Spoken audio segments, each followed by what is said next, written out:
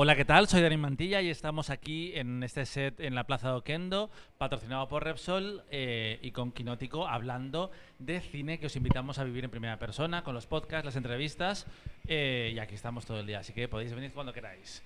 Vamos a hablar de cine, de Extraño Río, una película que se estrena en España el 3 de octubre, que ha estado en Venecia y que ahora viene a San Sebastián en la sección Zabaltegui, y estamos con su director, Jaume Claret Mussart. Bienvenido. Gracias. Nausicaa Bonin y Jan Montaner. Jaume, para ti esto es como un regreso casi a casa. Tú eres catalán, pero has vivido 2 años aquí. ¿Qué significa enseñar Sant i Riu aquí en San Sebastián? Hombre, es muy ilusionante. Estoy más nervioso que en Venecia, porque al final, claro, hay muchos amigos, hay mucha gente cercana.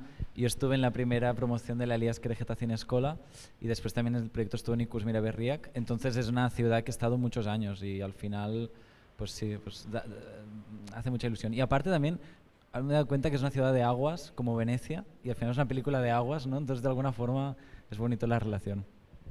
Nausicaa, tú tuviste tu momento revelación con otra directora novel, con Marc Oy. ¿Qué viste en Jaume para decir, confío en ti, vámonos al Danubio y hagamos esta película? Me encantan esas declaraciones de amor a través de la prensa. Bueno, yo creo que hay algo intuitivo y hay algo de motivación, ¿no? Desde dónde se habla de un proyecto tan personal. Para mí es muy importante. Y la verdad es que fue un proceso siento como muy orgánico, ¿no? Nos conocimos, tomamos un café, me contó la historia y hay algo en la historia y hay algo desde dónde quería contarlo. Y sobre todo para mí fue muy, muy importante que quería contar la historia no solo desde su punto de vista, sino que era un proceso absolutamente que se entregaba a todo su equipo, ¿no? Y recibir esta entrega de yo te entrego esto que es mío, quiero que también sea tuyo. Y creo que es muy importante hablar desde aquí y hacer cine desde aquí. Jan, ¿cómo llegas tú? ¿Cuál era tu experiencia previa con la interpretación antes de conocer a Jaume? Bueno, yo desde pequeño hacía teatro en el Teatro de Manresa y bueno, de hecho empecé en Navarclas, pero luego fui a Manresa y bueno, desde pequeño me gustó mucho y a veces iba haciendo castings porque en el Cursal, que es donde hago yo teatro, a veces cuando se enteran de algún casting nos lo pasan y había hecho alguno, pero ir ahí. Pero luego salió este casting y cuando fui, pues salí con más buenas sensaciones y salí muy contento y luego me volvieron a escribir para venir otro día y así finalmente. ¿Qué viste tú en Jan para ser esta especie de alter ego tuyo? Porque la película está inspirada de alguna forma por tus vacaciones con tu familia. ¿Qué viste en él? Sí, o sea, en Jan, me acuerdo cuando llegó en la sala de casting, que estábamos con Martina y con Julia, las de casting, y entró, se sentó en la silla y nos quedamos así congelados los tres. Y Jan lo vio eso, realmente no disimulamos. Y entonces, claro, yo buscaba a alguien que tuviera sobre todo misterio y que con la mirada atrapase, ¿no? Entonces, claro, Jan tiene eso, pero también, para mí lo más importante también es trabajar con buena gente. O sea, con Nausicaa, con Jan, también que sea gente con quien puedo trabajar y con quien podemos, ostras, compartir muchos diálogos, muchas conversaciones, momentos.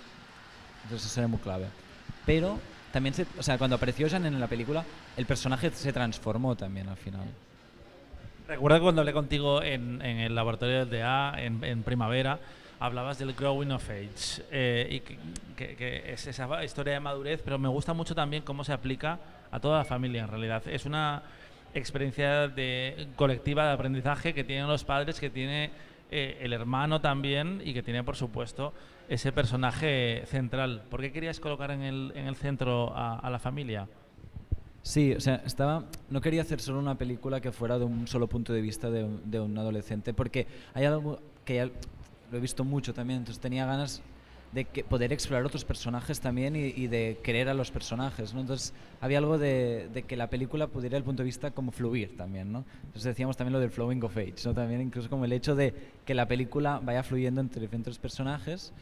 para conocer también más a Didac, ¿no? Al final, o sea, que Didac se conoce a través de la alteridad también, a través del otro.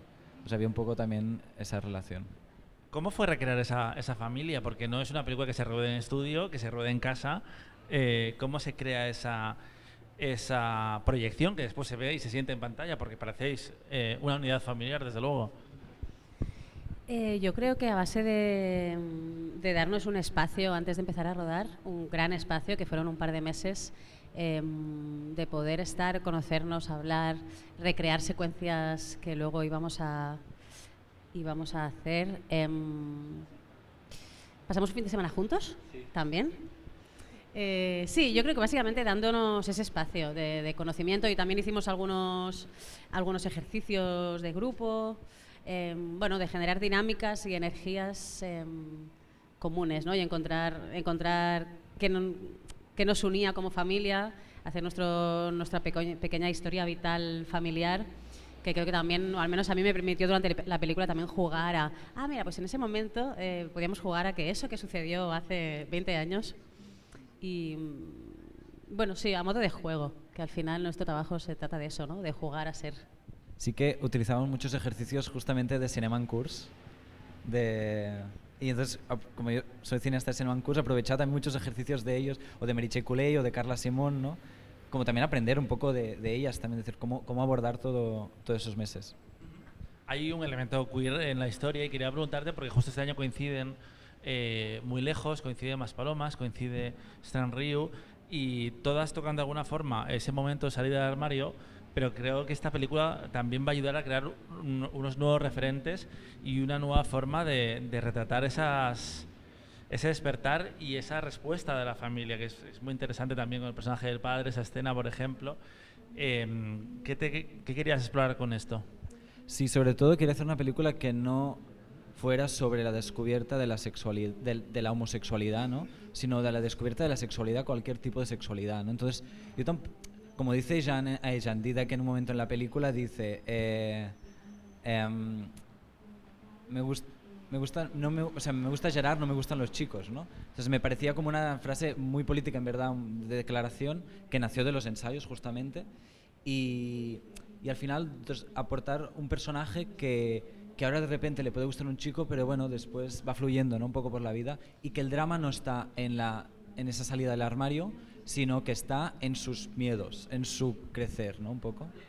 Jan, ¿cómo fue ver la película por primera vez en Venecia? Bueno, yo la película ya la había visto no terminada del todo, pero bueno, yo como es la primera película que hago, me pareció normal que fuera en Venecia, porque no es lo normal, ¿eh? No es habitual que no sepas. ya, pero no me he visto en otro sitio, así que no sé. O sea, sé que es muy importante y que no todos lo consiguen, pero lo vivía como algo normal. ¿Te gustaría seguir actuando en el cine después de esta película? Sí. Lo tiene claro, lo tiene claro. Jaume, tú estás trabajando 7 años, se lo contabas a David Martos, desde los 19, si no recuerdo mal.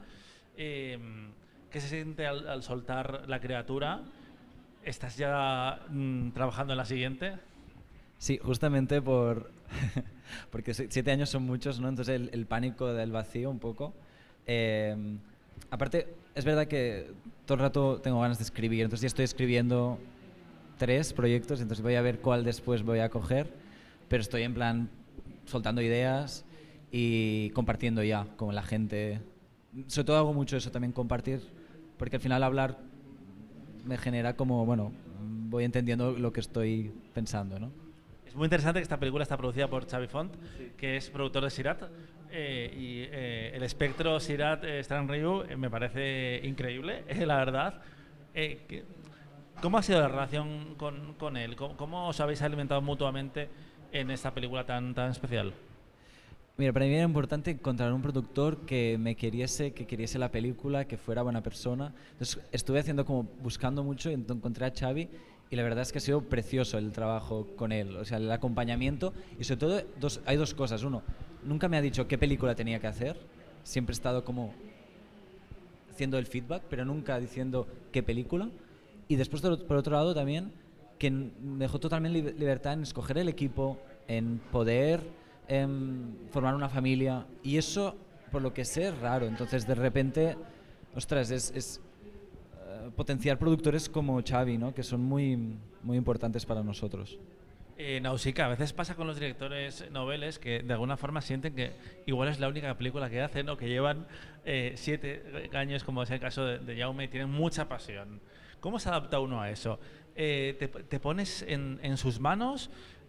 ¿Intentas unirte a ese proceso creativo con él y decir, pues mira, he pensado esto aquí, ¿por qué no lo hacemos? ¿Cómo se adapta uno a tanta involucración con un proyecto? Pues que creo que es al revés, ¿no? ¿Cómo se adapta alguien con tanta pasión y tanta vocación a lo que a veces se convierte el funcionariado del cine o del audiovisual?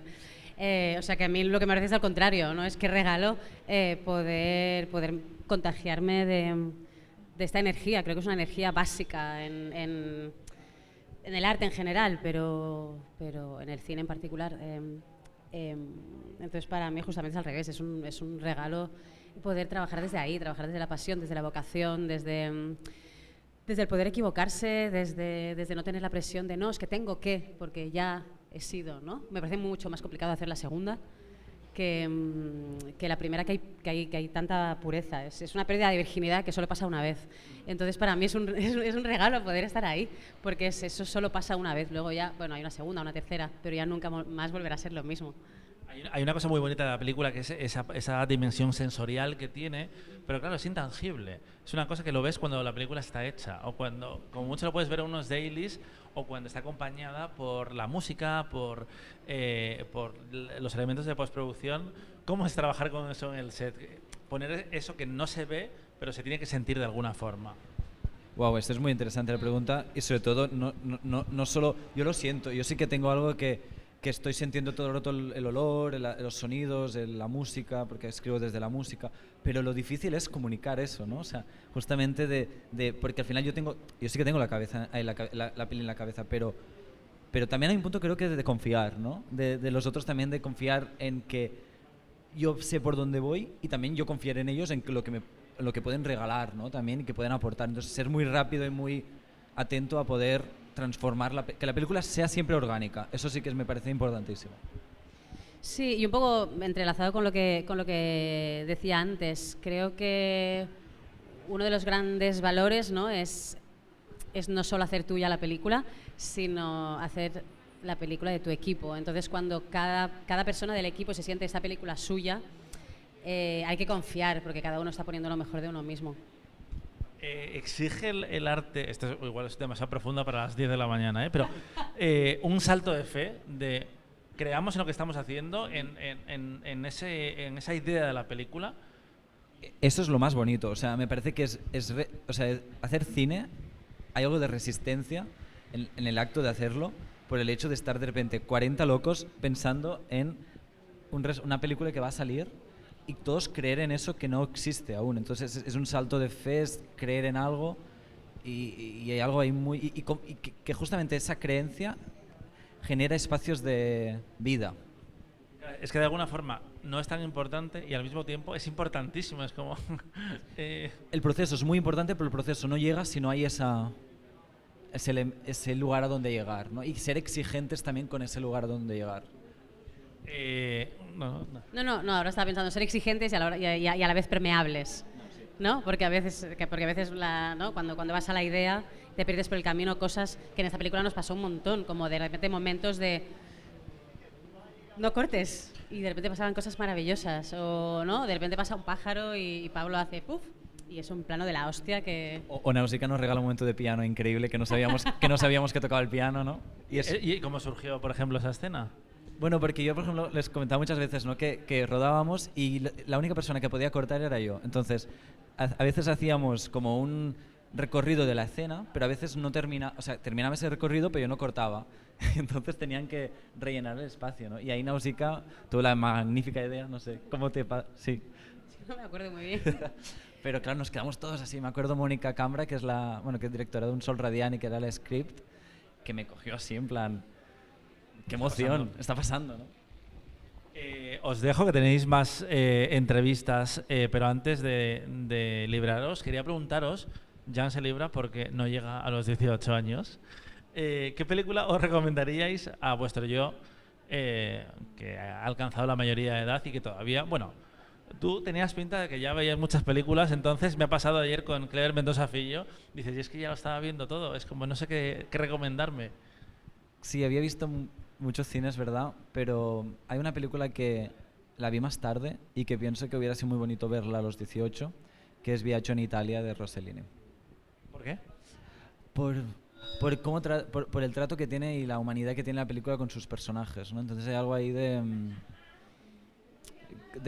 bueno, y también de la dirección de actores, ¿no? Que al final es algo que me interesa mucho y que en ese caso es muy evidente en Rossellini y la relación que genera con ellos y como ver la película en esos años y de repente que, no sé, deslumbrarte por la película, no sé. La vi más tarde, entonces sí que es una peli que pienso, ostras, los 18 hubiera sido bonito.